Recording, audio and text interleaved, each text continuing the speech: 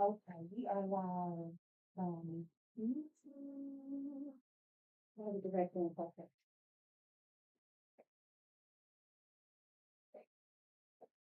I'm assuming it's that one. This one. Oh, okay. Mhm.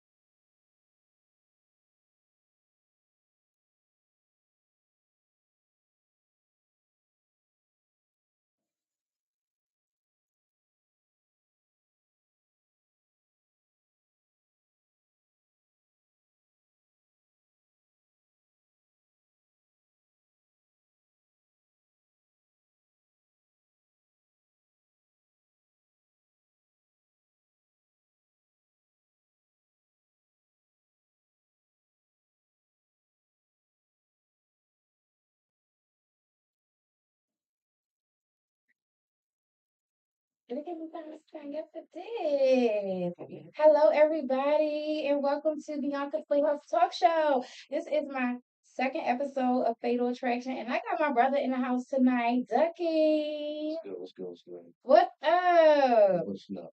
It is a whole bunch of nothing and a whole bunch of something. A lot of Right, we were just talking about how life is life, and life is life for a lot of people. So tonight we are going to be talking about fatal attractions. This is a super important topic, especially for me to have in a playhouse because I've always talked about love, relationships, and how good it is to fall in love, how good it feels for, you to meet somebody new and gave advice about how you can meet somebody and all that other good stuff.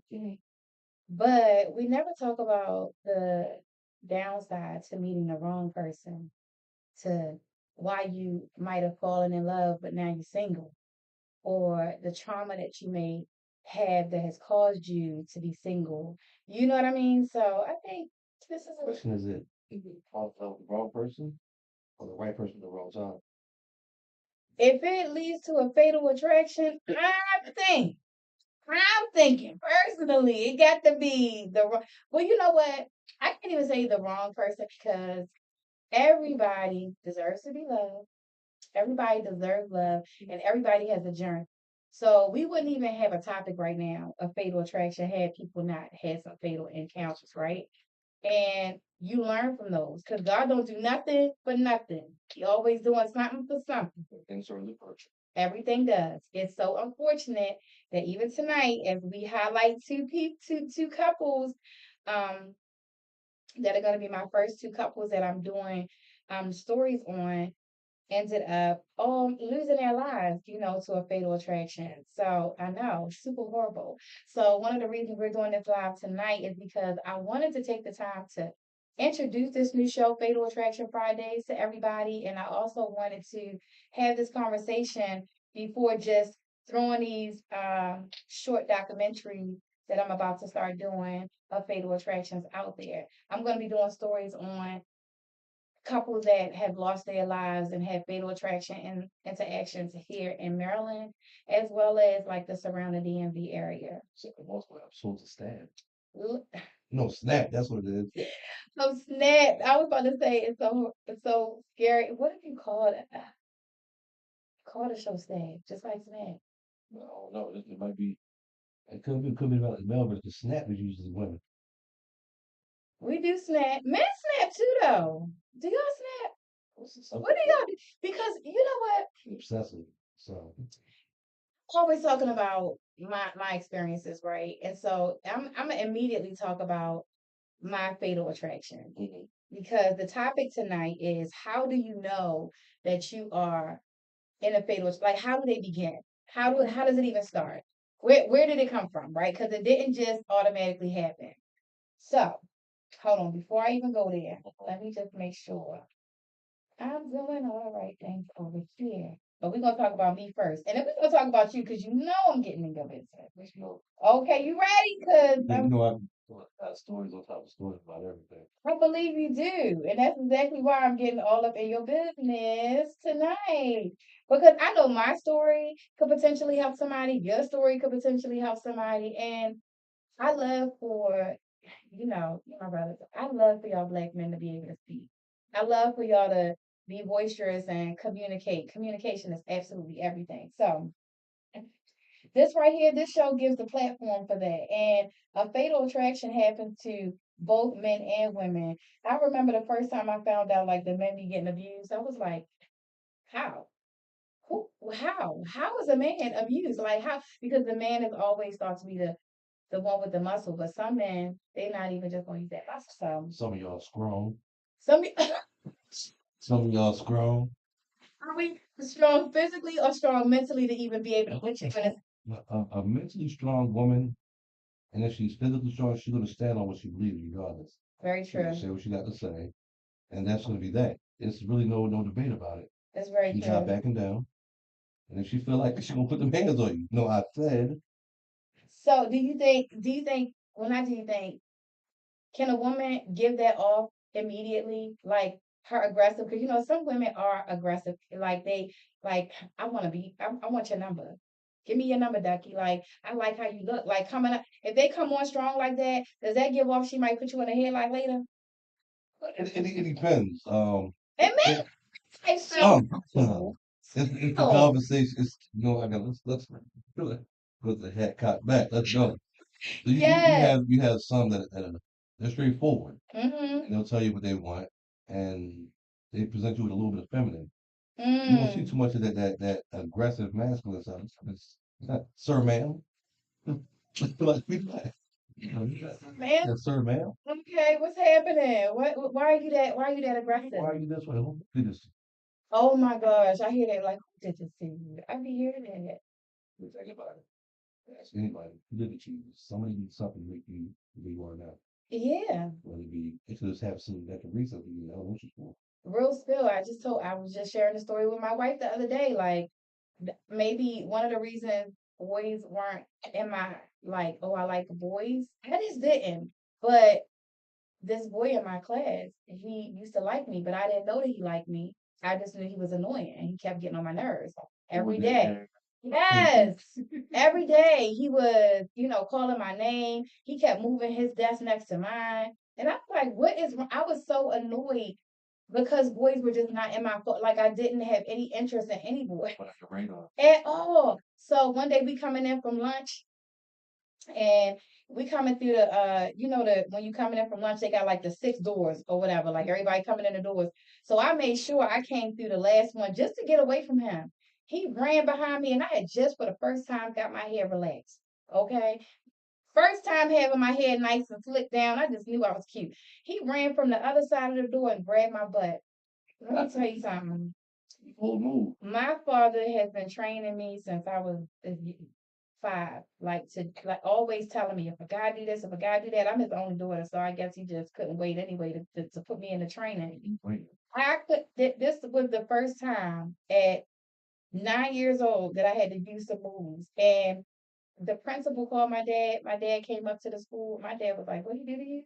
And I told him what he did. He grabbed my butt. I was like, "She's not suspended. She'll be back tomorrow." Like, took me home that day. Went and got me something to eat. I was like, but that really could have been a fatal attraction because why did he think that that was okay? Like girls think it's some things. That's what I mean by like, how do you know in the beginning that it could possibly or potentially be a fatal attraction? Some things that people do that you might think is cute or, oh, I'm gonna let that pass off. Like, oh, you being aggressive, I'm ignoring you, but you determined to get my attention. Now, don't get me wrong, we were kids. And all kids be doing stuff, but you pulling my hair, you sitting behind me, pulling my clothes through the chair, the little elementary chairs, you pulling my clothes, and now you touching my butt. Absolutely not. And I think that's why men was just for me. Like I was like, men do that, boys do that, boys are yuck. So my daughter's boys are dirty. Oh, yeah. I got a boy, no, you don't. Boys are dirty. How old is your daughter? Well, I have 4 daughters. Okay. Well, three. The youngest is 8, and I have one that's 16, one that's about to be 16. Okay. Oh, so the one that's about to be 15, is she still thinking boys is junkie? Last time I checked, no. Got a little boyfriend, everything. Absolutely not. Y'all about to say that might ride while they little, but once they get older, it's out the window. But okay, so let me tell you about my fatal attraction. Y'all ready? Okay. Look, duck like So I'm trying to see what's what. okay. So my second husband, and I'm always talking about him because I was with him the longest, and it was a long marriage. But my second husband was like my best friend since I was 13. So we were like this. And I went through a marriage before him and everything, like we were like this. I had no idea like he could even yell. The man never yelled at me, never called me out of my name. Like whenever we would get upset or get into an argument, he would go mute. And I thought, oh wow, at least he's not yelling at me. Like he never called me out my name. Like we never even really argue. But we would come back together. Like say we have a disagreement right now. Like you upset because something happened and we having a disagreement. He would just go ahead and leave, come back like nothing ever happened. We would never talk about the situation again. Like it would be like nothing ever happened. Water under the bridge. Water under the bridge. And that happened with every situation that we went through within my marriage. And and we went through some really horrific things. I would let things go. I'm not trying to say I was peaches and cream, but I never did detrimental stuff to him. But with the things that he did to me, I would just let it go and we just would not talk about it. So I personally felt like, oh, this is a good, like at least we're not arguing. We never fought. We never even got to like, oh, I hate you. Never, none of that. The day I decided that I no longer wanted to be married, I was sitting in the car and I was just thinking about everything that we had gone through. We had been married for 7 years, and we had known each other for 13 years. So I was just sitting there thinking about everything, and I was like, wow, like I gotta let this man go. Like we're gonna have to divorce because it's it was just too much. I mean, so I'm gonna just say one of the most horrific parts was like I tried to take my life because he had decided to cheat and go and get another woman. So instead of me arguing, instead of us having an argument or anything, I was like, you know what? I was young and I was like, you know what? We're Muslim. In Islam, you can have a second wife. He really likes this woman so much. Maybe it's something she's doing that I'm not, or I don't know what it is, but he really like her. So I'm going to compromise. Absolutely, I'm a compromise, and I'm gonna stop feeling like oh, it's about me. In Islam, he got a right to have a second wife. Now, common sense wise, he moved into my house. He's driving my car. I'm the one that's working and paying all the bills and taking care of all the kids. Why would I even think that I should compromise? But I didn't know that to know that. You understand? This is my best friend, so I stayed and I figured, let me make it work. As I tried to make it work, the night that she came to I invited her over. Yeah, y'all, I invited her over. I invited her over and I said, let's all go out to dinner so we can sit down, so we can talk, so we can get an understanding. So it's no more sneaking around. We can just make this work some type of way. In my mind, that's what I really thought I was going to be able to do. But as I sat with them out, we instead of going to a restaurant, we ended up going to a club. That was the first. And as I sat there and watched them like dancing and interacting, it was like I was dying every second. Like every second I saw him standing next to her, laughing with her, talking to her, I was dying. When we left out the club, he walked, she was like, I gotta pee. And he walked her to the alley to pee. Now again, this ain't knocking nobody that pee outside or think that it's okay to pee outside. This not knocking none of them people, right? But I was raised to be a super lady. And we don't do that. So I'm thinking in my mind, even when I invited her over, like, she gotta be better than me. She gotta be up here. That was like, I'm looking and I'm sitting in my car waiting for them to come back. And I'm like, he with somebody that's peeing in an alley? Like, and he wants me to compromise, and I'm making myself compromise for this. I'm watching them in this alley on Greenmount. It used to be at the hour spot over there on Greenmount. Y'all know that little at the hour spot. Y'all know that alley over there on Greenmount was dirty. Okay, not knocking nobody that lived there, but so I'm sitting in the car and I'm watching them, and I had already had medication for depression in my purse. And I also had some medication for some health issues that I was going through at the time. So I reached in my purse, I dumped out every bottle, and just took everything with a bottle of black watch and drunk as much as I could so I couldn't drink no more. So I'm only telling that story one because I pray nobody ever does that. I pray that if you in pain, especially if you are in pain because you're in a relationship and the relationship isn't working and the person isn't hearing you and you just like, I want this person to hear me, I want this person to see me, I want this person to love me, don't do something to yourself thinking that that's the answer. Because for me, leaving this world was the answer. I couldn't take the pain that I was feeling inside. When I tell you pain, like that's when I felt real heart pain. Because like my chest was burning, my stomach was hurting. I felt like I was exploding on the inside, and I just wanted the pain to stop. You ever had to, well, you might not because you're a man, and maybe you have. You could say if you have. You ever had to cry on the inside but smile on the outside, like really break down crying on the inside, but you knew you couldn't let tears fall because you couldn't let somebody see your pain? Every lost life, yes, you got to love now. Well, in this moment, I knew I couldn't let this girl see my pain, and I didn't want him to see my pain because I was going in that moment. I was going from being in love to being angry. So that happened, and then I just let it go. Like I ended up in the hospital. I was in a coma for a while. It was just an ugly situation. Mind you, wait, I can't leave this part of the story. When I got home, I drove us home. After all that, I drove us home. God's grace and his mercy, I got home without any accidents. I went in the house, went straight upstairs to my room. My room was like on the third floor of my house, ran upstairs to my room. I don't know why I thought I was running. I don't know. In my mind, I was like running to hurry up and just escape them too. They came following behind me, came sit on my bed, like, it's what time it is. You feel me? That It's where you jump off. they think it's right to be, you feel me? But even seeing her in my bedroom and him in my bedroom and they sitting on my bed, now I done took the pills and all that all the way on Greenmount. We live all the way over West Baltimore by Pennsylvania Avenue. So I done drove all the way home. Like, how am I still alive? So I got up and I went to run down the steps because I was like, something just hit me like run. I got up, ran down the steps. When I got to the bottom of the steps, I just hit the floor. Let me tell you another reason you don't try to commit suicide because there's this in the Bible or the Quran. I'm not a religious person, but I know that this is in one of these religions because it's been told to me before I even did this. When you try to commit suicide, that I think is in the Quran. When you try to commit suicide, God will have you repeat the act for eternity. Like you'll continue to repeat that act, right? Now I don't know if that's true or false, but what I'm gonna tell y'all is I was hitting that floor until I woke up. So for me to wake up days later in the hospital, like the floor was cold, I just will never forget. I hit the floor, my head hit the floor, and it's just like I kept hitting the floor. But I could hear everything around me. I could hear everything that everybody was saying.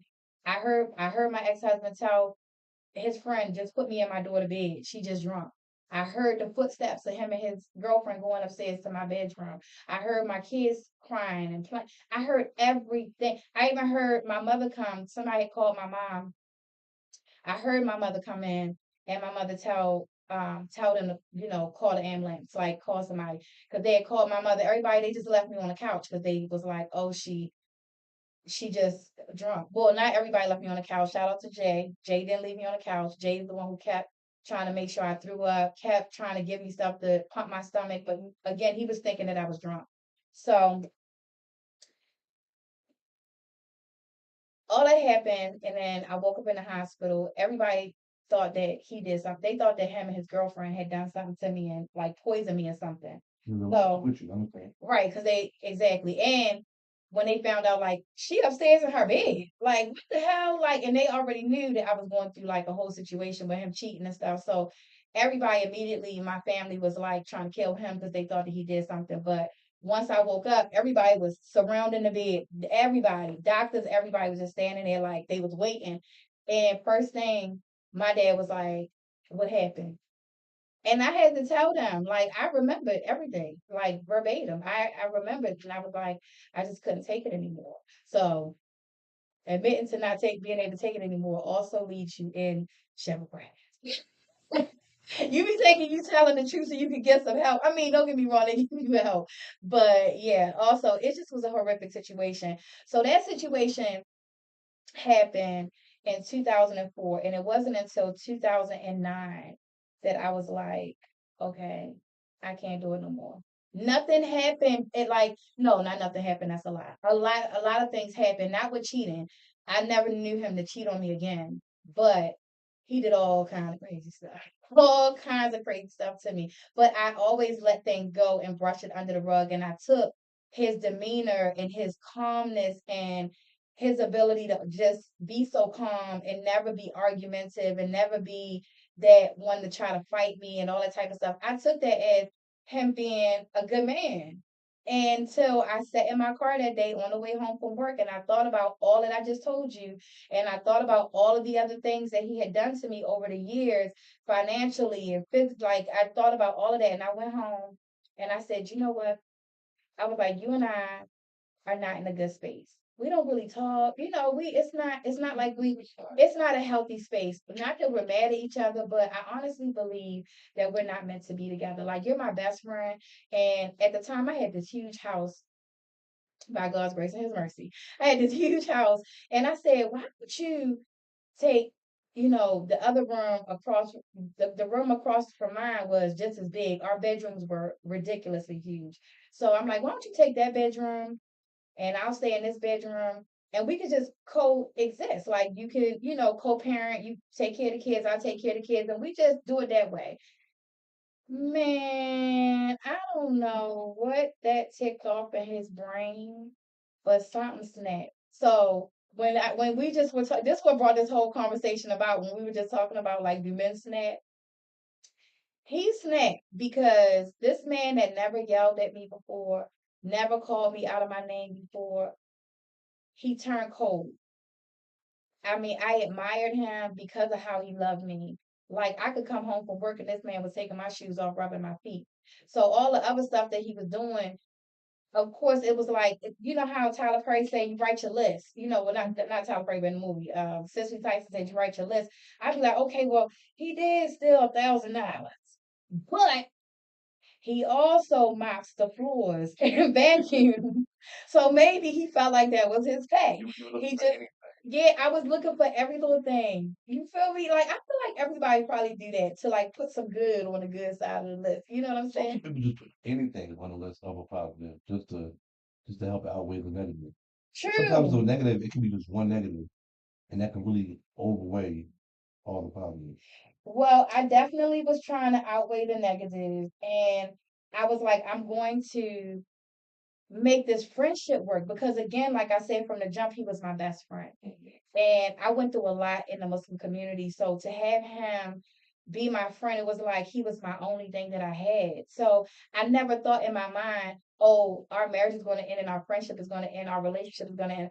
I thought we already kind of coexisted. Like, we was going through it sounds crazy, but we were going through like a silent marriage. Like, we weren't yelling, we weren't mad at each other, we never argued, we never had a like, I can't stand you. Never. That never happened. So that one day I came home and I was like, listen, we just need to that mother went downstairs. Listen, y'all, okay, I'm gonna this appetite this my episode. I guess I can talk about me, but I just went to Ashley Furniture.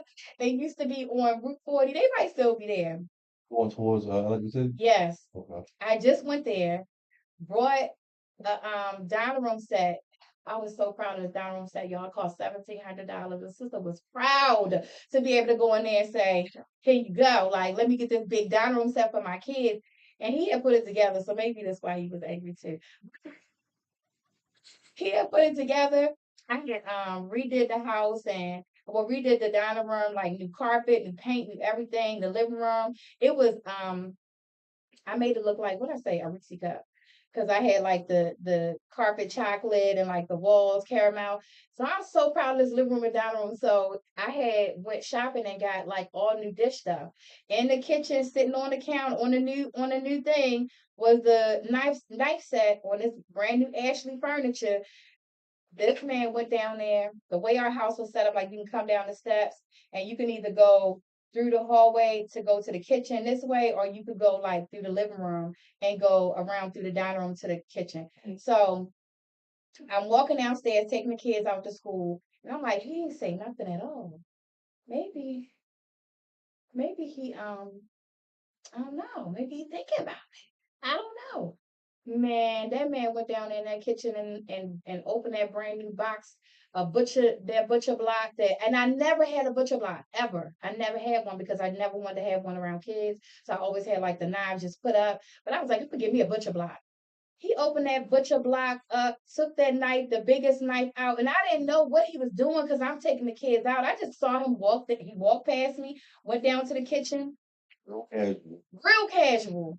Man, I hear all of this like ripping and hear stuff being thrown. So I'm like, what the hell? Yo, it was like he was out of his mind. Like he tore apart every piece of that brand new $1,700 Ashley furniture. It was the dining room set that had the three benches that went to it. It's a pub high dining room set, so it had the three benches. By the time people done.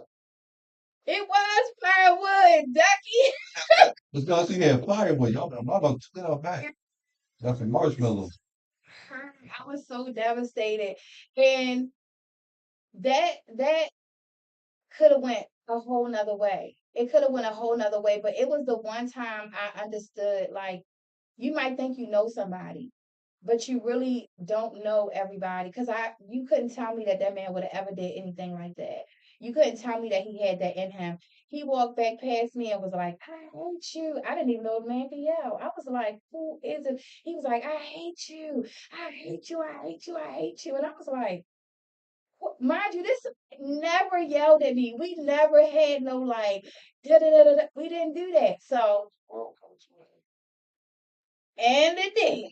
Cause that was it. That was I was like, I'm ready for us to be best friends and living in the house together. We co-parents, and I guess my mind was completely different than his because I'm like, it's not like all of a sudden everything was going to completely change. I'm not saying get out. I know you don't have no job. I know you don't have no money. I know you can't take care of yourself. I'm not telling you that you have to, but I am telling you that this part is over with. And I'm grateful to God that he did not turn the knife on me or my children because my one of my daughters, she ran because when he was throwing the chairs, everyone that he tore up, he was throwing them. And he threw one that almost hit her cat. And she if my daughter watching this, she probably like, Ma, I'm not gonna say your name, but she ran to save the cat and was like, kill the cat. I was like, I was screaming to the kids, get out, like trying to get them out of the house. But she was the main one, wanted to save her cat running in there. So I got the kids out to the neighbor house. But let me tell you something. Howard County Police did absolutely nothing. The neighbors called the police for me because I was just in a trance, of course. Like just seeing this, trying to get him out, like it was horrific. The police came. By the time the police came, y'all, he was sitting on the curb with the butcher knife beside him. The police came and the police asked me what's going on. They were talking to him outside. They were talking to me. I said, I'm not even going to tell you. He got the knife out there, right? You saw that, right? I said, just come on, take a tour through my house so you can see what he did. And the lady was like, well, you're going to have to go to civil court for this. What? Ma'am, he just took that knife that he has out there while me and seven children were in this house and ripped up everything. Well, did he harm any of you? He harmed my spirit. I get that thing for 1,700, and I'm like, man, just saying. I was so in shock. I had no idea that that could happen. Like that, the police would really just let somebody go. Like so they would just be like, oh, okay, well, they let him go. They was like, here is your what they give you here your little thing, the little ticket thing they write up. You can take this down to the courthouse and you can file Report. your police report. I don't know why I couldn't think of that. Here's the report. You could go down to the courthouse and you could file. So I had to go ahead calling the big dog because I really didn't want to call it my family because I knew that would go ugly. But by God's grace and His mercy, things ended in a peaceful way because his family came and got him, and by the time my family got there he was already gone. But that was like the most horrific situation for not just me but for my kids. It was like by God's grace and his mercy he didn't touch me, I think he a little better than that, right? But by God's grace and His mercy, he didn't. Because a butcher knife is a butcher knife, and I ain't even gonna lie, y'all. I ain't gonna hold y'all, because I am one that can fight. I am one that I know martial arts. I've been training, but when I seen him with that knife, it was like I knew that he wasn't him. Like, to me, he wasn't him. And I think that's another thing that not just women, but people might not be thinking. If somebody is wielding a knife, a gun, and they have in any way are showing threat towards you, believe me, this is not the time to talk it through. This is not the time to be like, this not, but don't you love me? Absolutely not. Let me get low. Let me get on up out of here. So yeah, that was my experience. And I just, for even now, I mean, I got other experiences. I'm not going to share all of them tonight, but that was the most, I really, literally, okay. Next week, I'm going to tell y'all how my first husband threw me through a windshield. Okay. But, honestly, like, it's so unfortunate that people go through these things, but I honestly believe for him, he has a lot of trauma, had a lot of trauma. He still must have trauma, because that was in 2010, and he still has yet to come to terms with us not being together. So it's trauma has to be there that has caused him to even react like that. To be able to bottle up, like, if you think that somebody brushing something under the rug is healthy, it's not. That's a sign of unhealthiness. Even for myself, I'm thinking that it's okay, because I know what it's like to argue all the time. I know what it's like. I was in a marriage before him. So yeah, like, arguing who wanna do that? Who wanna be arguing all the time and be in yeah, nobody wants to do that. So that's my story now. Ducky, I know you got something now. Come on, let's get with it. What was your fatal attraction? I was also so much have like I've had like toxic relationships. Okay. Like like fatal attraction, people do like nonsense like that. No, I've never had. Never had that. No, Nothing crazy. Nobody burnt your sneakers. no, Nobody ripped up your shirt, no, your white tees. no sneakers, no windows busted, no tires flat, What? no kick over my motorcycle, no hats cut up, no nothing. But I think people knew because I'm a match petty. I don't care. I'm a match petty. And it's not even about justifying it. I'm gonna do what I'm gonna do. And So if you're arguing, are you like if you get in an argument with your girl, if y'all have a disagreement and it gets to a place of like you just y'all both are just like I don't like I'm not being heard, she's not being heard, I'm not being heard, he's not hearing me, I'm not hearing them, blah blah blah. Because that's when it comes to being real toxic, right? I used to be a yeller. I used to be a yeller all the time. I'm gonna yell, I'm gonna scream, I'm gonna cuss, I'm gonna go through shit. And then I'm gonna do everything that don't affect you don't like. I was going to You say, like what to be does called Ducky yo, do? I'm gonna call you yo. You like the smell of black in my house, I'm gonna pull up a chair while you laying down trying to get some sleep. I'm gonna smoke the black right there in your face. And so you're not gonna talk, you're not gonna talk, spark my whole black. I'm what? I'm gonna have to take the shit out of you. Oh my I God. was yeah, I'm an asshole. That's the best way to put it, the asshole. Wow. There's no gray area with it. Asshole, certified asshole. And that be the thing, like pressing those buttons that make you wanna get the white teas, put them in the tub. I've had somebody threaten to pull a knife out on me. I'd be wrong if I stab you. Put it like that. Pull it out, open the blade up, set it down. There you go. You got one chance. Because the moment that you stab me or you swing that knife at me, I'm gonna forget that you're a female and I'm gonna fuck you up like a nigga. Oh my gosh. So yeah, maybe that's why you already letting me know this is not that type of party. Yeah, but that's the old. That's like when I was in my 20s, like Okay. in my 30s. I might do it over the maybe before. Now, I mean, I'm single, so it's like I'm gonna say what I got to say. You gonna say what you got to say. I'm gonna hear what you got to say, but you won't minimize my words because what you feel is that what you're saying is superior.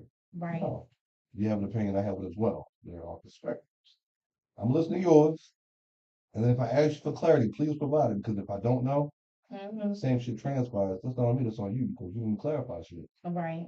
So I mean, at that point, it's now. Like I said, the single life. I'm not doing all of them. Right. I'm not Communicating effectively. that part. I'll look at the text message, sit my phone down, walk the fuck off. You didn't say nothing. I know. Why not? Oh, fuck, I want to. I'll give you every reason in the book. I pay the phone bill. I don't care. Mm. It's making the petty. You are petty. That's a hard one. Cause that petty, see, that's what I mean. Like if you not being, if it's like, I mean, I've learned, especially through healing, like you cannot not address things. But that petty, like for me, towards the end of that marriage, him not talking drove me a little up the wall. Like, and to me, that was petty because communication is my wife always say like, what's your love language? Communication is my love language. Like, I love to be able to effectively communicate. So to not communicate at all, like to not talk at all, that's why I was just like really shocked. Like, how you don't want everything to be over? Like, we don't even really talk. We don't really have no conversation. Like, why are you not like, yeah, like, why you not in agreement? I think the most I would done, I took like half of somebody's wardrobe, threw it in the trash. I've taken a rental car that they had, parked it somewhere, left it running, and walked the fuck off. Oh my Drove the car. I don't know. what? I never took the key off the door. I let them broke the key off of the door.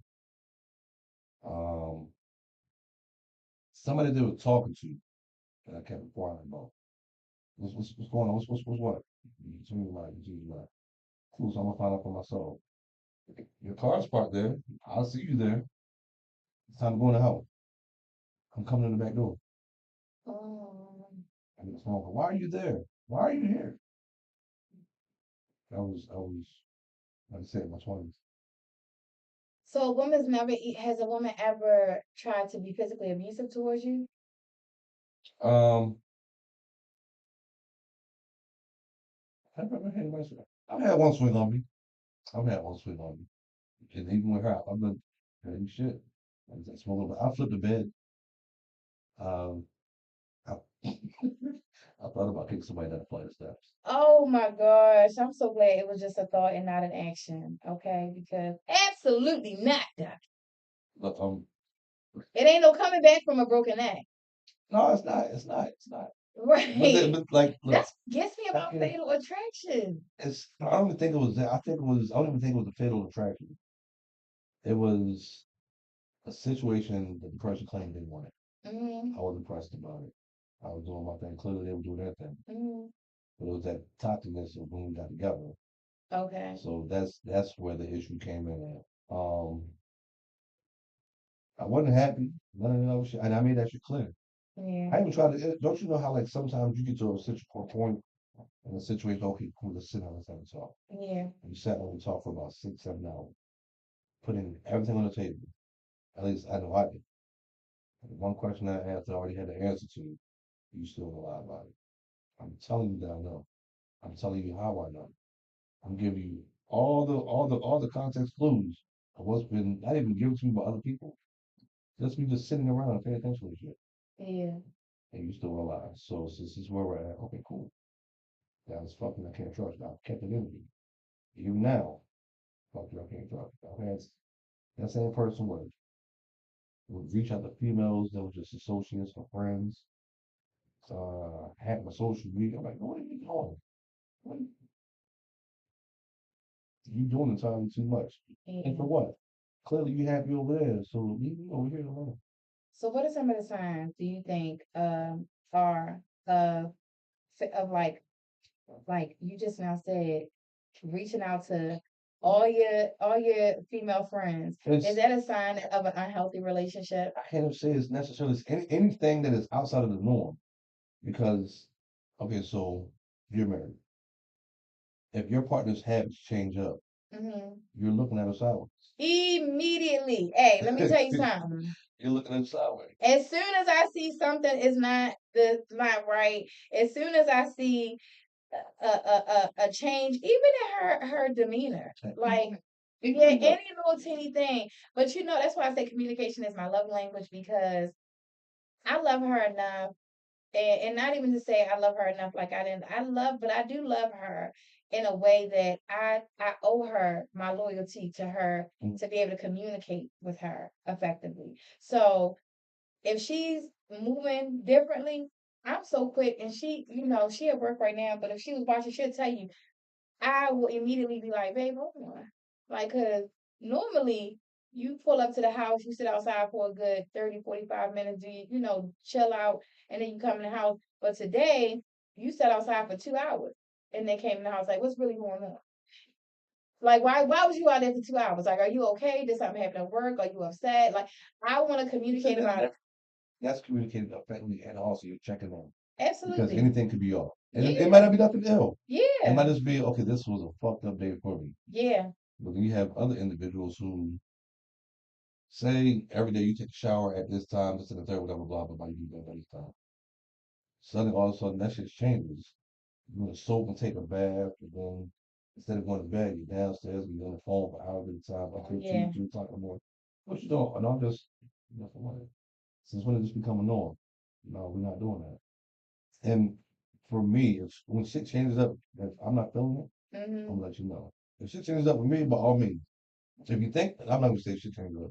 If you think something has changed up, Uh-huh. pull me up. And say something to you. I'll have a conversation. And you're open enough to be able to communicate effectively in Now, a nice way. Oh, now. now, But what you know what I just read a post where a woman was like, she only dang, I made it was a celebrity too. She only dates younger men because dang, what celebrity is that? Because um older men are just complacent. They just gonna be how they are. But younger men, they'll bend a little bit more. And I was thinking like I remember I dated this younger person one time, younger than me. And when I found out like their age, I was like, you know what? You're a little too young. So I'm gonna catch you in about 10 years because I feel like you'll be the mature because the things that he was doing, I knew was immature. Like no, we're not doing that. And I looked at it like, well, once you get older, you matured, you got all that stuff out your system, like, and you're wiser. Even right now, you talking about how you were in your 20s to how you are now. you know, stupid. We stupid. Let me note that. We, It's like, no, I'm married. but I'm married to an amazing woman, so But let me note that for everybody else. So y'all heard that some men, like I'm not gonna say I'm immature, but I stay on joke time right? only because those around me, I love to see somebody smile. Yeah, And if you're around me and you're down, if you're out, whatever the case may be, I'm not letting it go for too long because if I know that's not your norm, yeah, okay, we gotta fix that shit. right, Because well, why you like this? What's up? Even if you want to talk about it, right. let's get your mind somewhere else. Yeah. That's good though. That's a good trait to have, especially in a relationship. Because life, like you said, life be life and things be happening. And it's good to check in. It's good to make sure your person is okay. It's good to make sure that your person knows that you are available to make sure that they're okay. So that communication is everything. So there's the first case that I'll be doing for Fatal Attractions is a couple, well, how do I even put this? So there's a gentleman, you may remember this story, and he worked for shock trauma. And he was married, he was going through a divorce, and he had a girlfriend. His ex-wife worked the shock trauma, he worked the shock trauma, and the new girlfriend worked the shock trauma. He went on Facebook Live and he told everybody that he had just killed his girlfriend.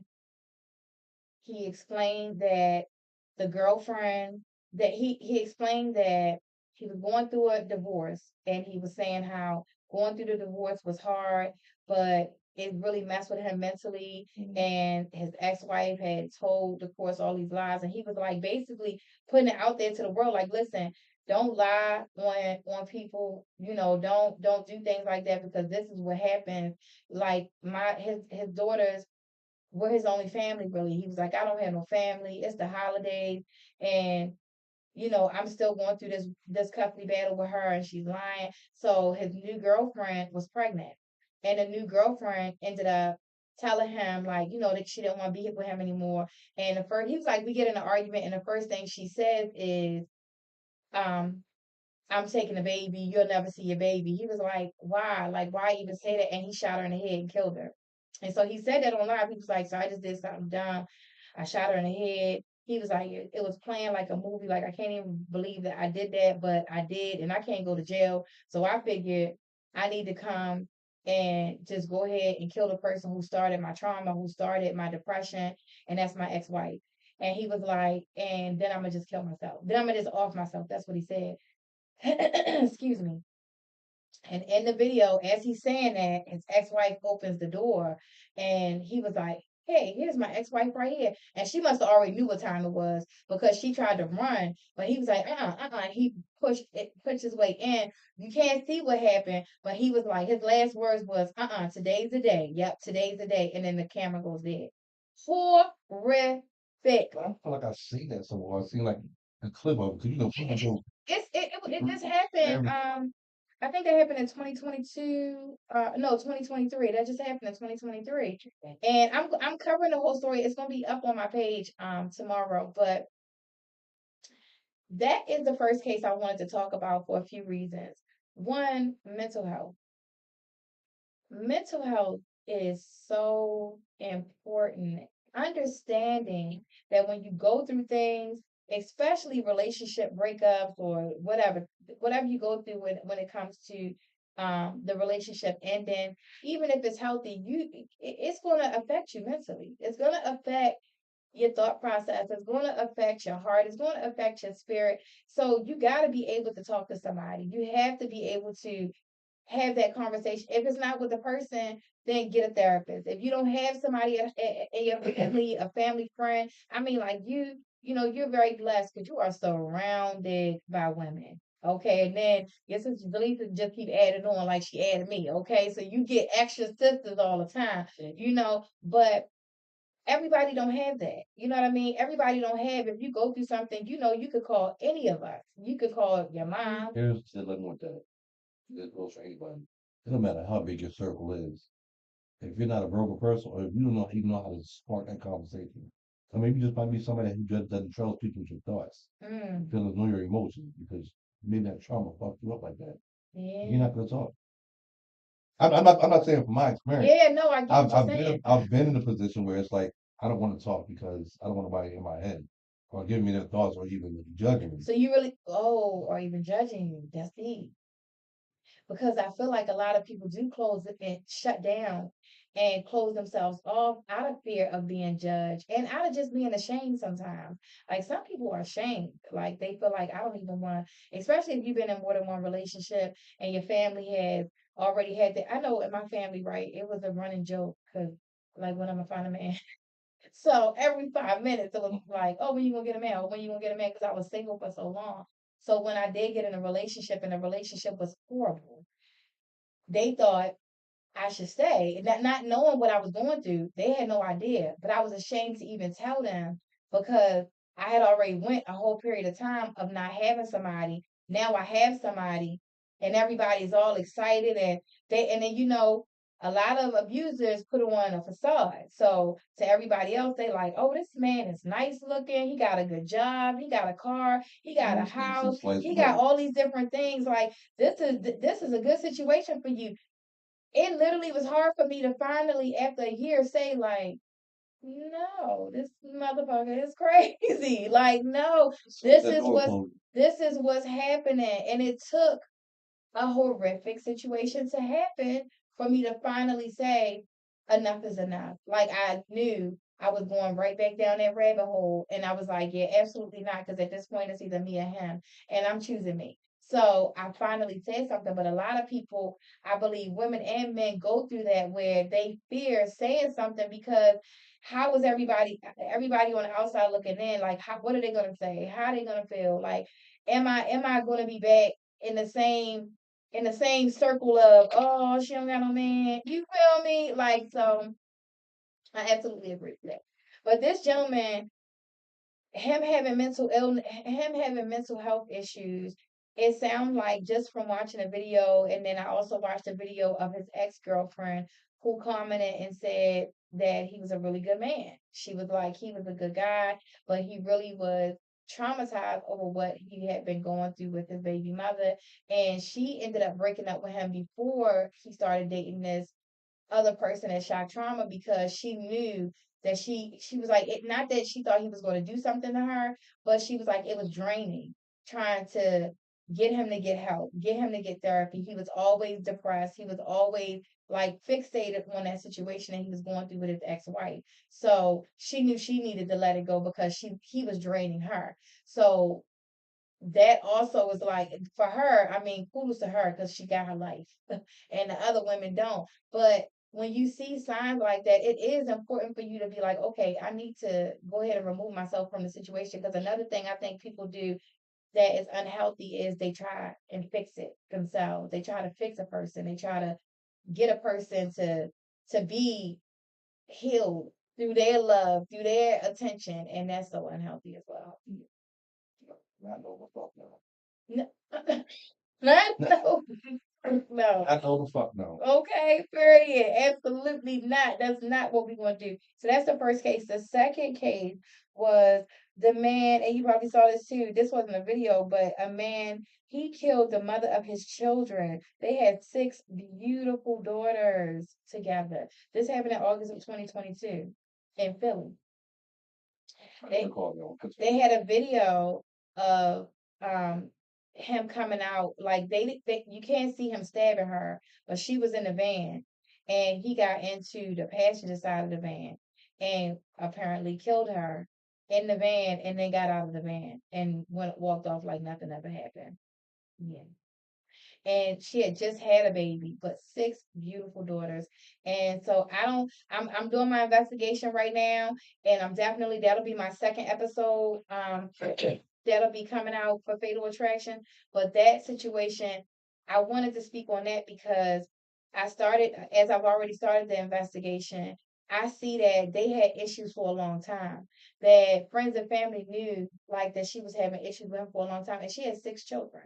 So throughout the years, they continue to have kids, but they continue to have issues. And of course, I don't think anybody thinks like somebody's gonna kill them. Somebody that you lay with, somebody that you love, somebody that you sleeping with. Like, who thinks that person is going to actually take it that far and take your life? That they gonna take your life? No, no, no. I don't know when he might just decide to kill me. That's how I have a desire to. Ducky, you giving me crazy. No, no. The way you just answered that. No. If I was in a relationship with you, I would be out. No. Lucky. You It's not like that. his So answer was so calm. You let said, I don't have a desire to. no. So let me rephrase that. So we would get into arguments. She think just because the arguments go from 0 to 1,000, Hmm. and I can be pissed off. Or maybe I just might be extremely calm. I don't know. When I be watching Snap, and it just be in my head. It's in your head. Like I don't know. You might just decide you just want to kill me one day. For what? But y'all weren't like arguing. Y'all weren't having no type of. Yeah, not that moment. So it might be like a past argument, maybe from like 2, 3 days prior too. Okay. But it's like, no, for what? My thing is, for what? Why? Why would Now, you? I can't explain other people's thought process. Right. My thought process, why? Why would I? There's certain reasons I can take it to flatline somebody. Because you made me mad is not one. Or And because you hurt my feelings. That's not it. and because you're not a killer. People think that everybody that was in the military is a killer. Look, disclaimer, we be chilling, we mind our business. Bother those who bother us. You plug it off. Bother You those who know what? bother us. That's because we know that because you've been in the military, you have the ability. So maybe somebody, because I've never been in a relationship with somebody that was in the military. So maybe because of that military background, a person that you in love with and y'all having arguments and stuff, and then they watching Snap, they probably thinking like, okay, you know what? He actually Stop has the watching Lifetime. ability. Lifetime is giving you a bunch of bullshit. Oh, he was in the military, he got PTSD and da da da. Stop watching Lifetime. That shit is But a you lie. actually have the ability to do some things. So maybe, and it's not, look, Lifetime, people always used to tell me stop watching Lifetime, but Lifetime is actually real stories, things that happen to real people, just like Snap, just like the actual show Fatal Attraction, just like First 48. Those things First really, 48, what happened? Look, since you mentioned that, maybe the women set up the niggas. they messing one. If a woman messing one man, and the opportunity to get mad, then she lie to this nigga and make it seem like something else, or like, oh, well, he was harassing me. And before you know it, you done went up there and flatlined this nigga. And in the midst of you watch her reaction because you done killed her love of her life. Now she got to go too. Oh my gosh. Not that's what they said. You know, I think That's what that's they what they said. said. That's not what he Ducky said. didn't say that. Ducky didn't say Lifetime that. said it. Lifetime said that. And the first 48 said that. And the first 48 said it. And that is crazy because a lot of these situations do happen like that where people end up losing their lives because of a spouse. Like you thinking that she cheating on you with him, so you thinking let me eliminate him so that I That's can what's still all the be with her. problem. Absolutely not. Or if she, oh my gosh, I gotta start writing stuff down. Now that I'm doing this show again, I gotta start writing stuff down because I just watched something where the woman cheated and oh my gosh, I'm mad. Okay, the woman cheated on the husband, right? Hmm. And they were split up though. She cheated, but it really wasn't cheating, even though they were married. So if you're married, just don't sleep with nobody. It's still cheating. But they were like split up for a minute, for a moment. She started dating somebody, well, started messing with somebody else, and then they ended up back together. But he felt like that was cheating. He said he didn't go with nobody while they were separate, but she did. She ended up pregnant. When she had the baby, she killed the baby so that the relationship could continue on. She put the baby in the microwave. What in the world was that? I was just watching that 2 nights ago. She put the baby in the microwave and killed the baby to save her relationship. She in jail for the rest of her life. Not only that, can you imagine the trauma? Well, maybe she just crazy, crazy. But the trauma, not the trauma that she even had, the trauma because she had 2 children. They had 2 children together. That was another thing. They had 2 children together. Her and the husband had 2 children together. And yeah, they have already had 2 kids, and then she had the new baby, so they knew that. Then the other thing was, y'all, Your baby was about a size. but it wasn't even a blood test done yet. The new baby was 10 days old. The new baby ain't even you ain't even get a blood test done yet. You messing around, y'all, because they went out and they had the argument, and that's when she went home and she put the baby in the microwave. Like yes, So many women, it's correction. I'm not gonna say women. There's so many couples, there's so many hmm individuals out here that are more than willing to adopt a child, take in a child, yeah, whether it yeah, be yeah. family with somebody that you know, open, closed adoption, all that. And the child has done nothing. And Rebuilding the Village Outreach Center, which is what I own, Rebuilding the Village Outreach Center, I am a safe haven. And I'm not the only safe haven, but by God's grace and His mercy, I have become a safe haven. So if you have a baby or you have a situation like that, you are more than welcome to bring your baby to Rebuilding the Village Outreach Center. I definitely will put my information in the comment. No questions asked, because that was just a horrific story. But what the whole like the fact that she did it for the marriage was like insane, and he didn't know nothing about. Well, I honestly don't know if he knew anything about it or not because it was like a back and forth thing. Dateline, that's what it was. That's my new thing, Dateline.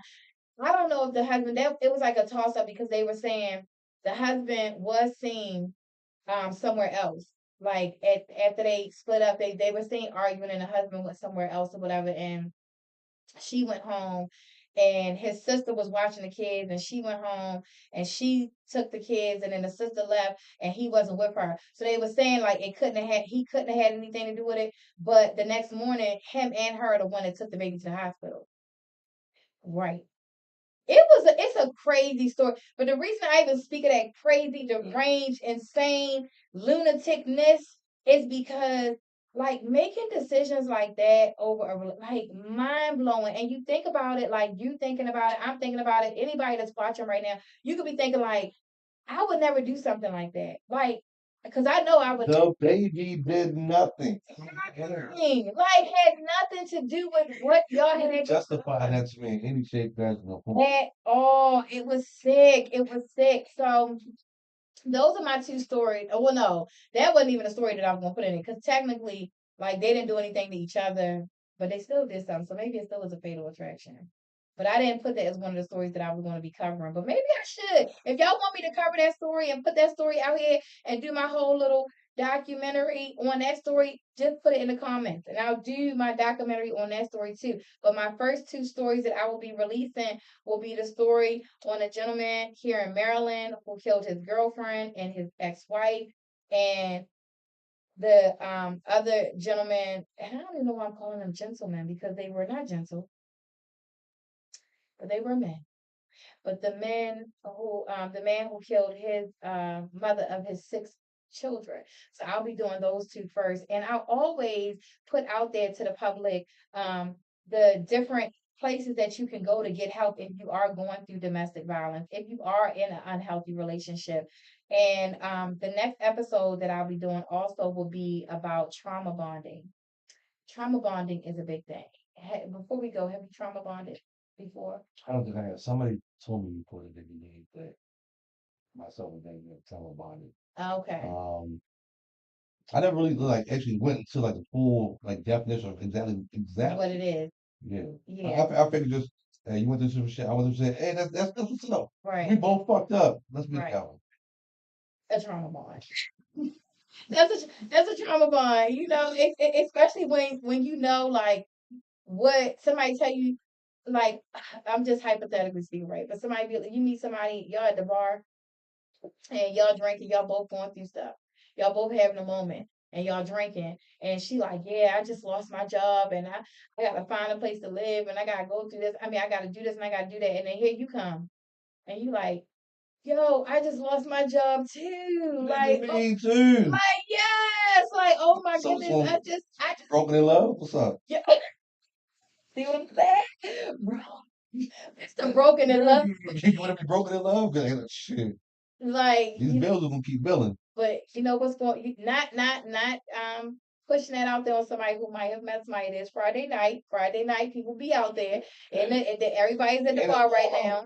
I'd be surprised if anybody's even on these chats because people probably out. It's a nice day. On Instagram. Are you on? Yeah, I'm watching this on Instagram. Okay, but what I do know is when you meet somebody, be careful of how you're bonding with them. And that's why this next episode that we do live, because I'll be doing live episodes talking about fatal attraction. And then I'll also be doing episodes that are pre-recorded with the whole, the whole documentary and the story about the couple, whatever couples. So, but the trauma bonded one, I just want to leave off on saying this. Like when you meet somebody, just be careful. Be careful of feeling like this is a good situation because he went through what I went through. She went through what I went through. Like somebody, and this, I work with as an advocate for children in foster care and group homes. And I hear a lot of times people will be like, you know what, I grew up in foster care too. You grew up in foster care too? Or we grew up in foster care. Oh my gosh. Like, that's an instant, like, oh my God, it was so horrible. I was abused. Oh my gosh, you was abused too? Children misunderstand it. No, we just have so much in common. You don't have shit in common. You Yeah. got shit that you're dealing with that you haven't faced, and so does that person. Yeah. That person is a temporary safe haven for you. Yeah. That's not. And it's not that you can't be with somebody who, if you was in foster care and I was in foster care and we can't, it's not that we can't be together because we both were in foster care. It's not even that we can't be together because we both have trauma. But if that conversation has happened while you at the bar and y'all find yourselves liking each other even more and more because the conversation has gotten so good, the conversation has been going on so long, y'all been talking to like 3 in the morning because y'all got so much in common that was trauma, that was traumatic. Yeah. Before you decide this is somebody I want to date or like we should definitely take it to the next step, have you gone to therapy? How are you dealing with being in foster care? How are you dealing with not being raised by your biological parents? How are you coping with that? Where are you at in that? Where are you now with that? Absolutely. Those are questions that need to be asked. That goes into the communication, having effective communication, unapologetic a communication because sometimes you might be thinking that, but it's like, do I say that? Absolutely, you say that. Absolutely, you ask them, have you gone to therapy? Are you going to therapy? Are you open to therapy? Like, do you have a relationship with your biological family? Those, and I'm just using that as a scenario, but Those are the questions. yeah, those are and those are important. I think questions. They are. That people have different scenarios and they have their justified reasons. And sometimes it's okay, cool, I understand.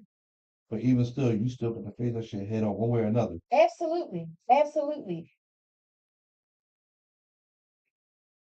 That is bad. Oh, I was like, well, let me see this. Let me look at the comments. But yeah, that is bad. That is bad. Somebody was commenting on the lady that oh yeah, the lady that killed her baby. But she said nowadays do a background check. Background check. So are you like do you feel comfortable doing a background check? No. I mean, do I feel comfortable? I'm not pressed. I'm gonna have a conversation with you. Okay. I'm gonna listen to you, and then I'm gonna watch you. As time progresses, if we're moving forward, is it something that I told you that I don't like? Okay, cool. If Mm-hmm. if you're doing that continuously, like I'm the type of person small shit irritates me. Mm. Whatever transpired in your past, that's your past. I can't hold it against you Right. unless you bring that shit over here. Yeah. Once you bring that shit over here, now we have not a problem, but a fuck problem. Because I try to talk to you about it. I try to have a conversation about it. Right. Try to figure out what's what. Get into your not really get into your headspace, but I need to understand your headspace. Right. Um, okay. Um, Oh. that's I agree. Okay. But I definitely try to get into your headspace, and it's either you're gonna let me or you're not. You want to talk about it or you don't. Absolutely. You can't really force nothing on anybody. Yeah. I'm not doing no background. Most of the time, people actions will tell or tell. But that's why I say, like, we're going to be talking about when we talk about when we have these conversations, it's important to know like a characteristic that might be a red flag. And let me just give y'all a red flag real quick. Do you got a red flag? I don't, I, don't- I don't like dumb shit. I can deal with the big no. Well, I can deal with the big shit. Mm-hmm. It's small shit irritating. No, like not just a small, like a red flag. Like, say you just met somebody, y'all on your first date. What's something that somebody can do on the first date that indicates that this might lead to a traumatic situation? Mm, I don't know. It's been so long. I'm not. It's been so long since I've been on a date. So, okay, let me share I've been mine. a long time. I went on a date with somebody, but not even a date. I invited. I was on my way to my son's football practice, and the person that I had just started dating was like, call me. Where you at? Where you at? And I was like, I'm on my way to my son's football practice, and he was like, where's that? So I told him, and he's like, oh, that's right around the corner from my house. Like, I'm like, oh, okay, you sure you want to come? Yeah, I'm gonna come through. Came through. I'm not a foot. Well, I am now. Now I'm becoming a football fan. But back then I wasn't a football fan. I didn't even understand what was going on. But I'm always gonna show up for myself, whether I know or not. So I'm sitting in the bleachers. He's sitting in the bleachers, and I'm thinking to myself, like, okay, this is a man. He probably really into it. Like, know what's going on. He watching the game. Like, so as we sitting there, I pick up my phone and I'm just on my phone because I really don't care about what's going on the No, field. wait. You sexy. Ah, ah. What was that? I'm like, I'm not texting nobody. I'm actually on Facebook. I'm actually just scrolling. I mean, it's a football game. I'm really, oh my gosh, you know what I'm saying? Hey, look, that. I No. do that because that is Somebody have a name. my What you doing? Shit on Facebook. Like, check on my DMs. Oh, you being ratchet. what? So you seen my Instagram and how I post the most random Oh outlandish yeah, you shit. do. Okay, yeah, you do. But what do people say? Look, don't put my Facebook doing something. I just be lying and bullshit. I Okay. post shit because I think it's funny. Somebody else might think it's funny. The shit you might be having a fucked up day might Yeah, make you my do be day, posting and funny vice stuff. versa. Yeah, Like, okay, well, I needed this at this time and point. So therefore, people post different shit for different reasons. yeah. So this what you post on social media? What you talking about? Why is it that big of a deal? Yeah. People feel differently about different shit. So I mean, I That was and a red flag though. I'm not saying your person was a red flag. I would have said it was a red flag too. But mine was definitely a red flag because let me tell you that I said I'm gonna talk about that relationship next show, but I'm gonna just tell you I ended with him hanging off the side of my car trying to get me to not leave. And I was like, how did that happen? Like I'm thinking this is a clean cut guy, but that was the first indication like I should As have. soon as you said that, the first thing I think insecure. Yeah, Insecure. super insecure. And I would think, That's when it comes again. I know them fathers be out there, they see you. They don't. And I don't pay them no I attention. don't pay like what in the world? Everything just it was bad. But that's a red flag. So, ladies and gentlemen, pay attention to those red flags. Anything that you feel like it makes you feel uneasy, or it's like that ain't really right. Well, I don't know. If you feeling any type of way, believe it. Trust your intuition. You don't think people should trust their intuition? I'm saying, Oh. I should have taken a red flag. Yeah, you had to have a red flag. Something somebody did. If I tell you something, don't take my words and twist it to what you wanted to hear. And get oh my gosh, I hate that though. Oh, But now that's something that people do get under that. my They can do skin. the beginning and the end and the middle. Like think about how often someone does that. Oh, so what you trying to say is, no, I'm saying exactly what I said. Don't take away or don't add to it. There is no gray area. I'm giving it to you black and white. If I say the sky is blue, oh, so what you trying to say? The sky is turquoise? No, motherfucker, I said it's blue. So There's yeah, that's turquoise definitely in a there. red flag because every yeah that's a because I'm just sitting here thinking like I mean Somebody stays in their own honestly head. I've only had one healthy relationship in my life and that's the one I'm in now. And Period. Shout out to my wife. no diddy. What you say? That sounded kind of gay. No diddy. Hey, listen, it's the truth. But no, honestly, and Shout out to the sis.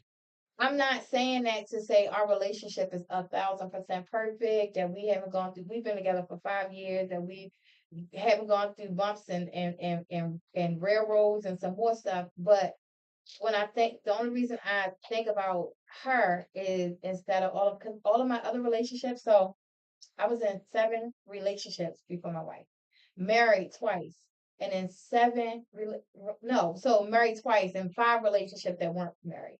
So 5 regular relationships. Like I told her, 2 years. It was like 2 year mark.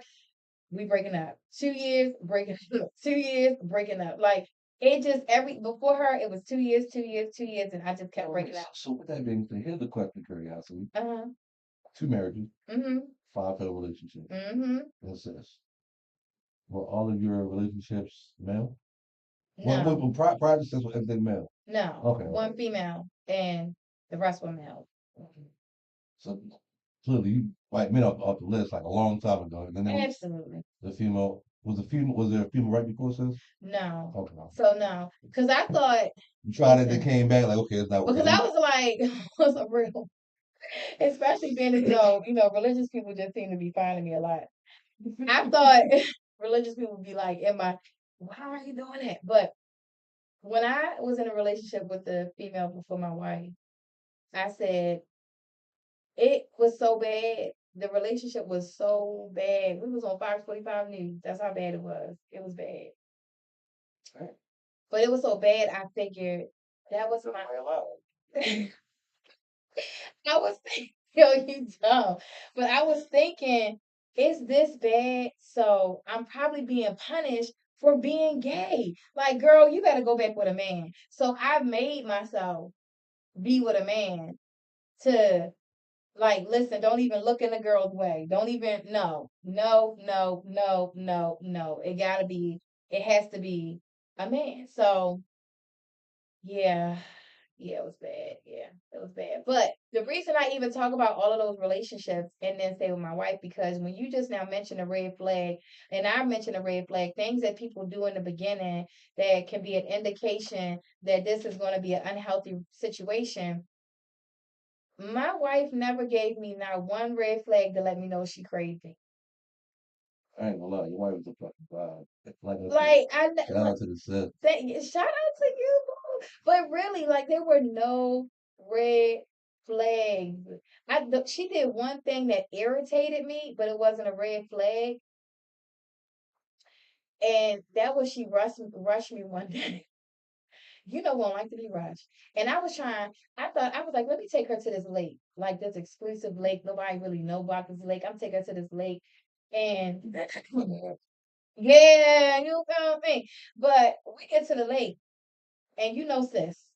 So, she had an appointment she needed to get to in the city because when we got to the lake, we didn't have enough food.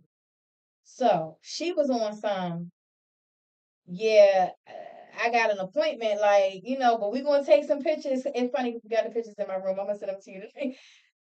We took some pictures and she was rushing me. And I was like, it irritated me so bad. So after those relationships, after those 7 relationships, I was single for 5 straight years before I met her. Being single for them 5 years, I did a lot of therapy, a lot of self healing, making myself self aware. Like I had to write down for myself everything about every person that I had been in a relationship with because I couldn't keep saying it's them, it's them, it's them. We had 7 relationships as I'm Somebody gotta own something. Something clearly has gone on with me, and I need to understand that before I'm in a relationship with somebody else. And still, even though I was desiring a relationship, I knew I needed to work on me. And that's what those 5 years did. So when she did that one thing that irritated me, I went home that night and I sat with myself and I wrote things down and I was like, is that really a deal breaker? She ain't do nothing. Because I was quick to all one of the things I wrote on my list is like if somebody do something to make me feel any type of hurt feelings or uncomfortable in the beginning, I'm out. You go, Charlie Brown, like let's go, like it's over. And I ain't gonna lie, that really hurt my feelings because everybody know how big I am with pictures. I love lakes. It was super important for me to go to this lake and show her this lake and spend time with her at this lake. So she rushing because she got an appointment. Like I understand you hungry, okay, but you can eat later. Like what? It's not that deep, but for her it was that deep, and she was like, "Yeah, no, I'm sorry, I gotta go." That shit hurt my feelings, and I went home like, "Am I going to even see her again? Am I going to call her again?" But those 5 years of that self healing I'm glad I did that because I probably would have walked away from her because I had that, like, I refuse. My feelings are hurt by everybody I've been in a relationship with, and I refuse to be hurt by anybody else. And she just hurt my feelings. So am I walking or am I staying? I talked to her. She called me that evening.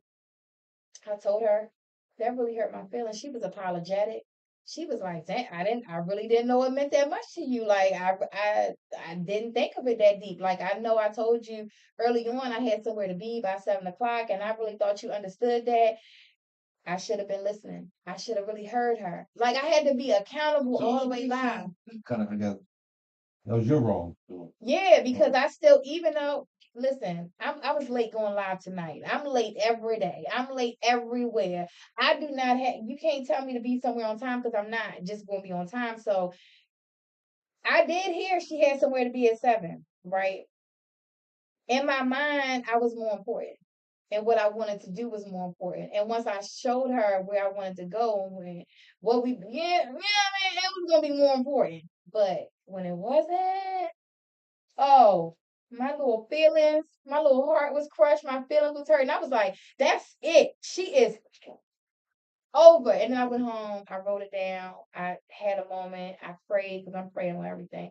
And she called me like it was nothing because she didn't even know I was that mad because I didn't show that. I just, oh, okay, I'll see you later, babe. I'll see you later. She left, I left, and that was it. She didn't even know I was enraged and I was ready to leave already. Okay. She didn't know it, but we communicated, we talked about it. So yeah, I can't think of no other than that. That was a red flag, I think, for me and for her. And she probably like she didn't know. So I guess now she knows. Say But then as though y'all went through it together, y'all learned together about yeah, each other. yeah. And that's nice. And I know. You gotta tell me. Hey Shay, I know she made up for it. And like I got you. Don't worry about it. I know she made up for it. She did. And that solidified why she is still the one, because not everybody is going to even be patient and understanding and accountable as well. And I think that's super, super important in relationships, whether you are just starting a relationship or you just met a person and y'all going on your first date, just being accountable is important. Like that lateness, you go to pick somebody up for a date and you late and you a little irritated because you done made reservations and that person just like it's not that deep. To you. Yeah, I took my time to do something special for you, right, to show you how I feel about you. right. So you're late. You're being late when Yeah. everything realistically is surrounded around you. Yeah. It revolves around Right.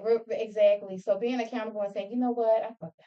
Damn, I'm late again. I apologize. That could change everything. That could change everything. Don't miss your person. Don't miss your person. Don't miss your person by not being accountable, by not being accountable for yourself, for your actions, for your words, and also just by like not being patient. I think we get impatient. So okay, this last thing. I keep on acting like we're ready to go, but this last thing. Do you think that at our age, because we over 25, you. You believe right there, we over 25, okay? 26. And we over 26, right? Well, okay, at this age in dating, what would be expected and not expected? Should we all just assume at this age, right? If you over 25 and 26 like us, Mhm. is it expected that you done been through some stuff? You done went through some things. You done At the age that I'm at now, and with the caliber of women that associate with myself, you would think so.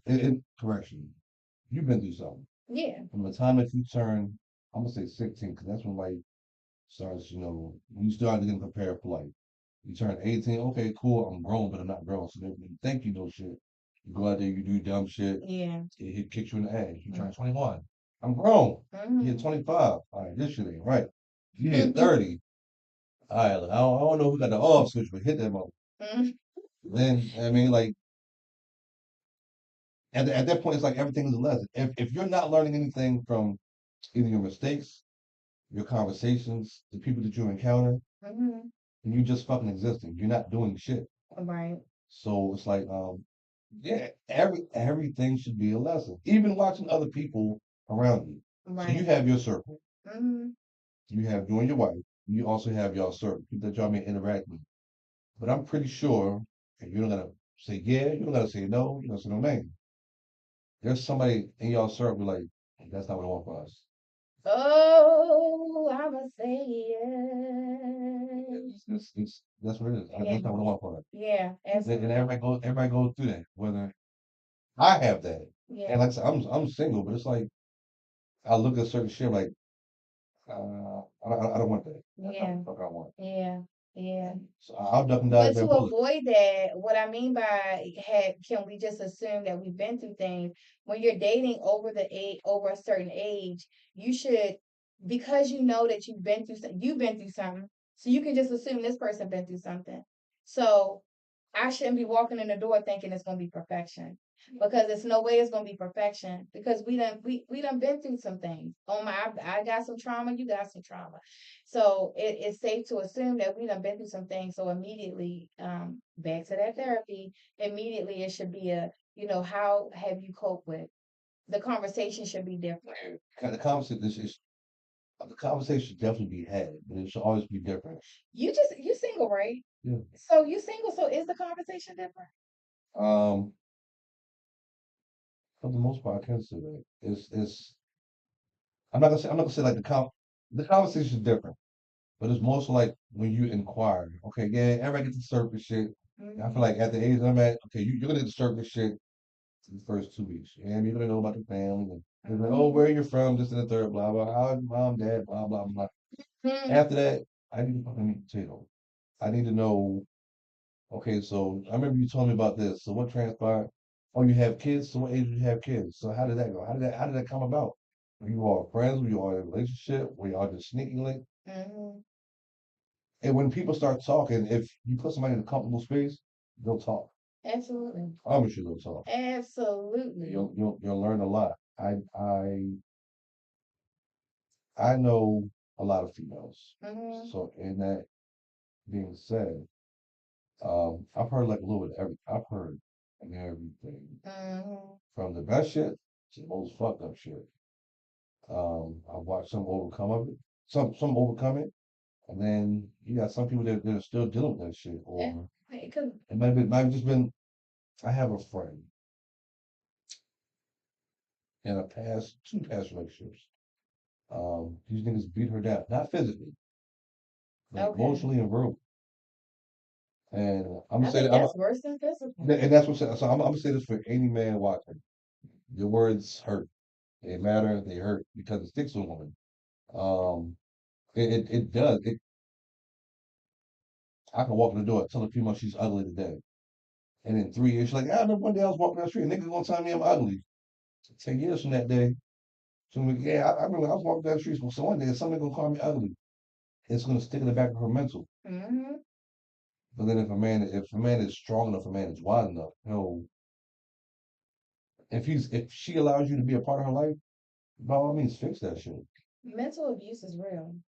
And I think so. I've been physically and mentally abused, and I'm gonna tell you, the mental abuse is what tore me down more.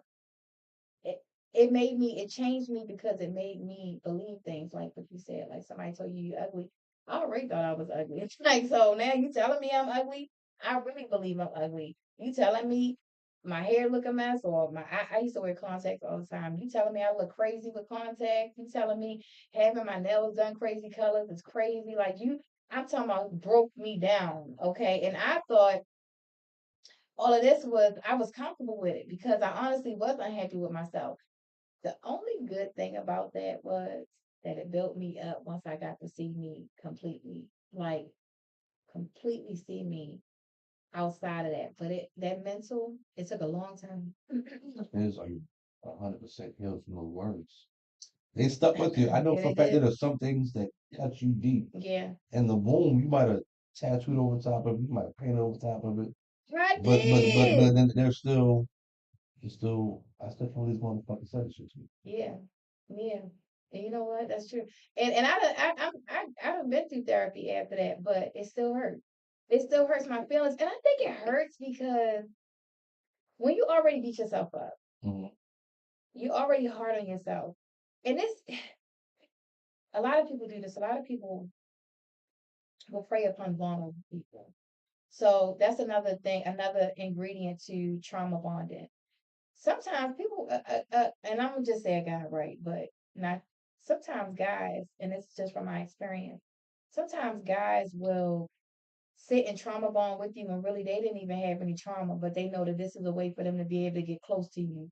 This is a way for them to be able to connect to you. If I just sit here, you, oh my gosh, you went through that. Like, oh my gosh, I would have never did that to you. Oh, I remember I went through this relationship and I had a girl do this to me, and now they trauma bonding with you, but they also trying to act like they consoling you, and it makes you it breaks you down to where you feel like you can tell them anything. So at the end of one of my relationships with a male, I asked him, I said, why did you do all of this to me?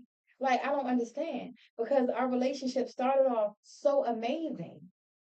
And then it got to here. And in the beginning, when we first met, I told you everything that I've been I through. was about to say that. Like, oh, how can you do that? But then nigga, you did it just in a different disguise. Yeah, like everything I've been through, you knew about, and now so it's like to me, I was prey. Like, because this particular person stalked me for like 2 years before I even gave him the time of day. Like, and that's another red flag. Okay, it's not cute. You think it's cute because somebody's stalking you, and you just so happen to keep seeing them at the store, and you thinking, oh my god, I see. Like everywhere I go, I see like you. Oh my god, you shopping too. Like oh my goodness. Then you see him at the gym. Oh my god, you at the gym too. Then you go to the club. Then you at the club too. And every time they see you, hey beautiful, like yeah, da da da, like talking that good game to you. It be a psycho freaky Jason. And Martin, But and you must be fake. Martin, Nigga, you stalking my Instagram. Watching literally, my live, wasn't you? Make my shit private, bitch. absolutely, and yeah, that was hard for me because oh, but let me just say, so in the end of that, when I asked him why did he do all of that to me, he said his response was this: when I met you, you told me, no, I said, well, what mistake did I make? Like, what mistake did I make for us to get here? Because I was like, I can't even say this all you. Maybe I did something wrong. And he said, what you did wrong was you told me everything that you allowed every other man to do to you. I was like, yo, hit me just like that. I was like, wait, what? He was like, you told me everything you allowed another man to do to you. He said, you told me you took care of both your husbands. He said, and I know you did. I knew you wasn't lying. He said, you took care of one of your husbands for 7 years. Well, why would I not want to be with you? You take care of me. You told me that you paid all the bills and you took care of all of I used to put gas in the car. So he was like, you told me you used to gas up the cars. You used to you did everything for him. You brought the clothes on his back. He came to your house in the same old sweatsuit, but he left your house with 6 bins of clothes, a PlayStation, an Xbox, a cell phone, and a briefcase that he never used. I figure even when I leave, I'm gonna be leaving with a whole lot of shit. Well, I came in with a spend a night bag. You and so yo, when he told me that, I feel like he kicked me some real. That was the last man I was with, actually. That was the last man I was with. And when he told me all of that, it changed everything for me. I was like, first of all, I'm not wearing my trauma on my sleeve anymore. It ain't a part of my conversation when I first meet a person. Like my wife, she could tell you if she was here. We didn't have that. We didn't have no trauma bonding. Like it wasn't until probably a month, 2 months in that I really started breaking things to her on what I had gone through in life. But in the beginning, Should have put you in a comfort zone.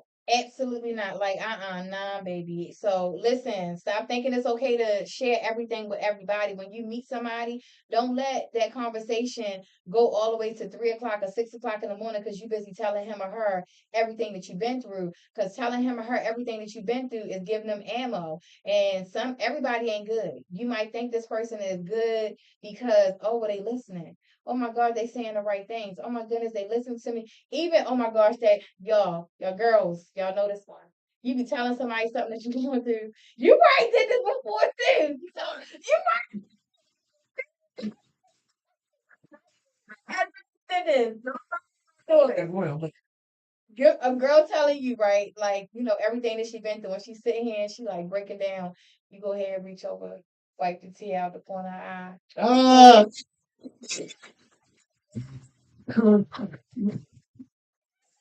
look, I'm trying to put the voice up for you. Yeah. Put the voice up for you. Here you go. Yeah, chill, come on, come here, yo. Come here, yo, come here, yo. Come on, right here, yo. Chill, I got you. I I got knew you. But, it. so let me explain something to you. I knew it. I could read it. I've always been a lover. I've always been a lover. I'm not. I can be an asshole, but I'm also a lover. So I'm a very, very, very affectionate person. I Okay. have a lot of love to give. Oh. So if you've been through some shit, and I know, and I can see through you that you're an amazing, immaculate person. Mhm. There's one of two things. Either I'm not going to go to that level with you as far as a relationship, because Mhm. I know your heart, or I just leave the fuck alone altogether, Yeah. because I know what I'm capable of. Yeah. I'm not saying that I'm an asshole on purpose, but sometimes it's like, okay, well, I'm telling you what I'm capable of. And if I tell you that I can break you, especially knowing that you're of your past, Mhm. I'm telling you. And that's not my goal. Yeah. So I'll refrain from certain shit. How come we don't do? I don't want to do that. How come Mm. we don't go? Why you never tell me? Because I don't want you that close to me. I'm Mm. not gonna allow you that close to me. Why? What? You're already fucked up. You can't deal with my shit and yours. Mhm. But I'm strong enough to deal with my shit, your shit, and anybody else's shit who like you know the term gatekeeper. I feel like I'm a gatekeeper to a lot of people's shit. Yeah. And it's I not can see I'm that. not the type of person like, Cause you oh, keep so I it wasn't saying that when clean. you did. Yeah. No, no, no. If you can't be talking, hey bro, this is da da da da. Okay, cool. That's Cause me and one you thing talking. I can say about you, and I'm sure it's probably what allows women to feel comfortable with even talking to you, is like you're easy to talk to. You're easy to talk to when if I'm going through something, I know I text you sometimes, like if I'm going through something, and your text back be on point. I So think sometimes I have to, you know, it's happened both ways. I might text you when you're dealing with some shit. right, I don't even know. that is what it just If yeah. it's That's the other what way around. yeah yeah When yeah. life be So life, like, yeah say, I just want to let you know about. yeah And it could be something that I seen out of nowhere. Like I might see something like the baby safe haven thing. yeah Okay, cool. I might see it somewhere else and like, okay, well, this huge institution, this firehouse has this. But then mm-hmm my sister did that shit. My sister yeah did that shit here in her city, yeah and directly in her neighborhood. And she yeah made it public.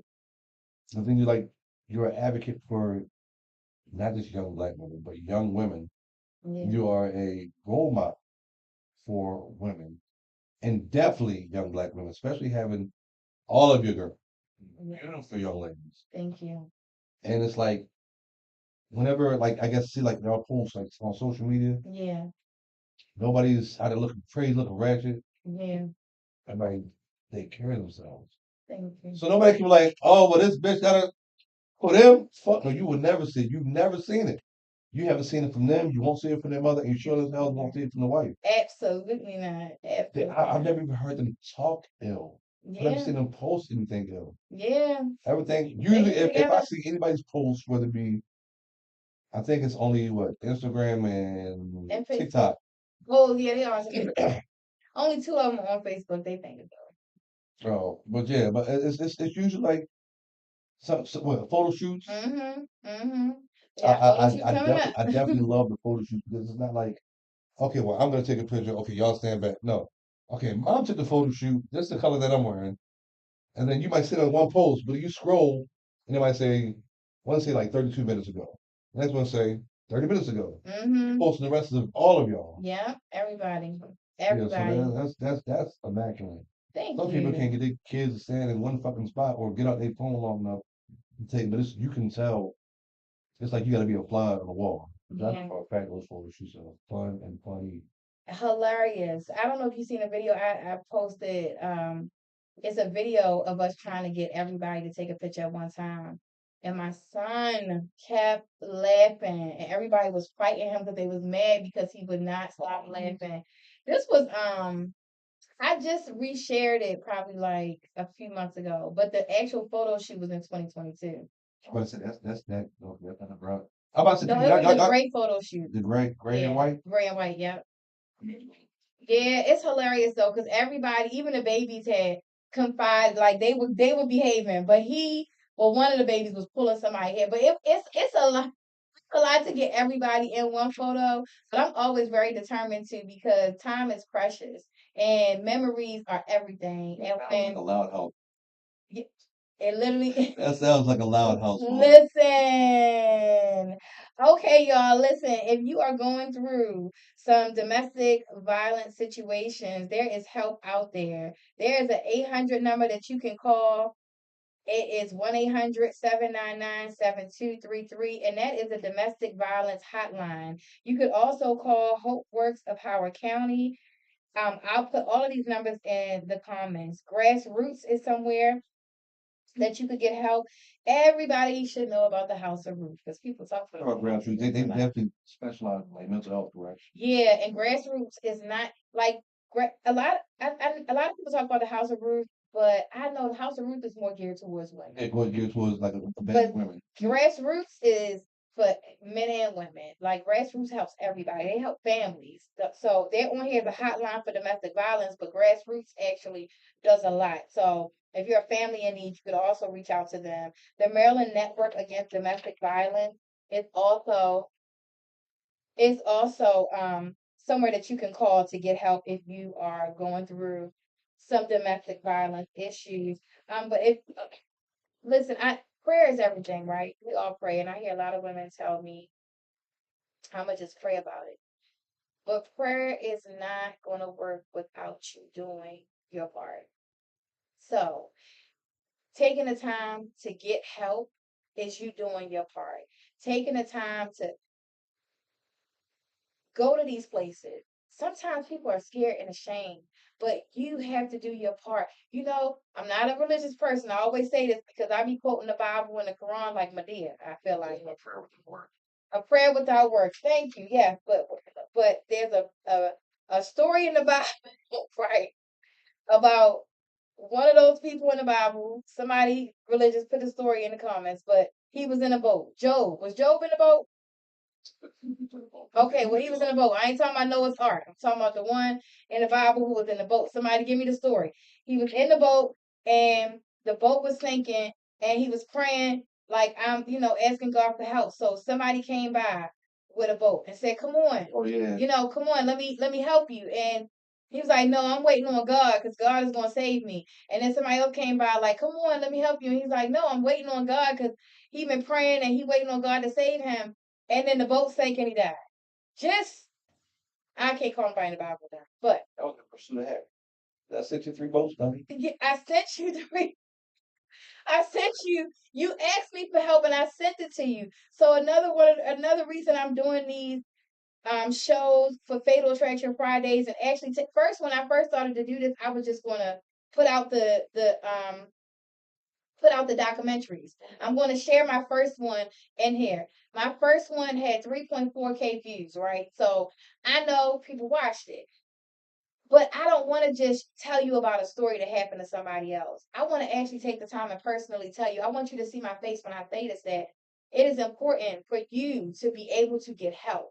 It is important for you to do that, not just for you, but if you have children, for your children. You got a mother, you got a father, you got sisters, you got a brother. You people care about you. I care about you.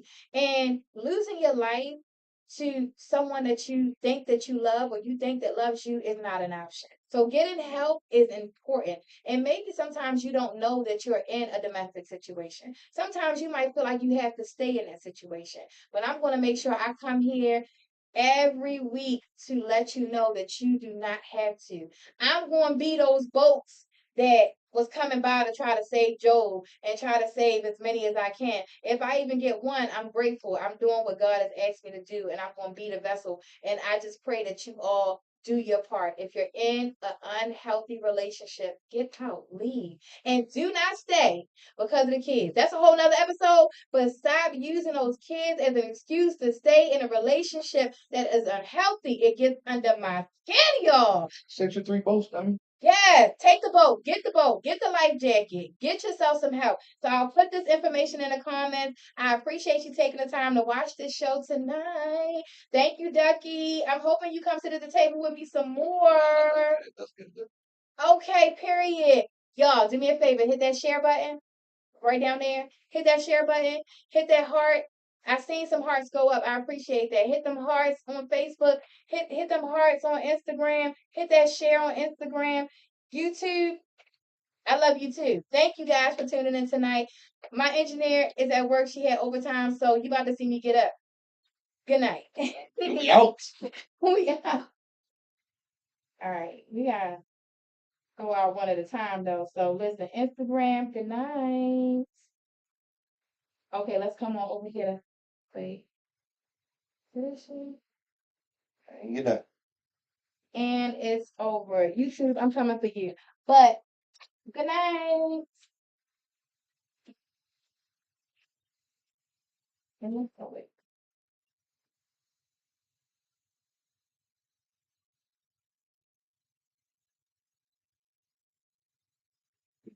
Mm.